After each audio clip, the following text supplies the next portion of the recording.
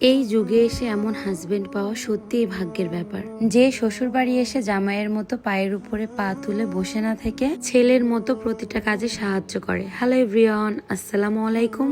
ঢাকাতে এখন মায়ের বাসা, মায়ের এই নতুন বাসায় অনেক কিছুই প্রয়োজন। যে জিনিসগুলো এখন না কিনলে নয় সেগুলো মাকে কিনে দিলাম। মায়ের রান্নার কাজ সহজ করে দেওয়ার জন্য অনেক কিছু আনছি। এটা কি বুঝতে পারছো মা? হ্যাঁ, আর এটা হচ্ছে পিওর ওয়াটার ফিল্টার।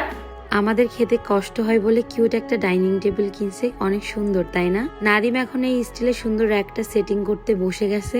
মাকে আমি যখন যেটা কিনে দিতে চাই নাদিম সবসময় বলে কিনে দাও, সমস্যা নেই। এই মানুষটার মধ্যে লোভ, হিংসা, পাওয়া না পাওয়ার কোনো দুঃখ নেই। শ্বশুর বাড়ি দেখেছি জামাই আসলে পায়ের উপরে পা তুলে বসে থাকে, কিন্তু আমার হাজবেন্ড প্রতিটা কাজ নিজের মনে করে করে। শুধু এখন না, সে শুরু থেকে এমন প্রতিটা কাজ সবসময় করেছে এবং এখনো করে, আলহামদুলিল্লাহ। এই ভালোবাসাটা আমি নিজে তৈরি করে নিয়েছি তার পরিবারকে ভালোবেসে।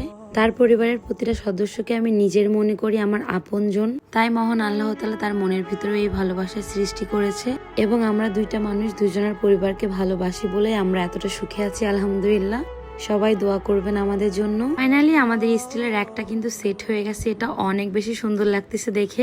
এখন রান্নাঘরে দিয়ে দেখবো কেমন লাগে। প্রথমে আমরা যে জায়গায় সেট করতে চেয়েছিলাম ওইখানে হচ্ছে না, একটু বড় হয়ে গেছে।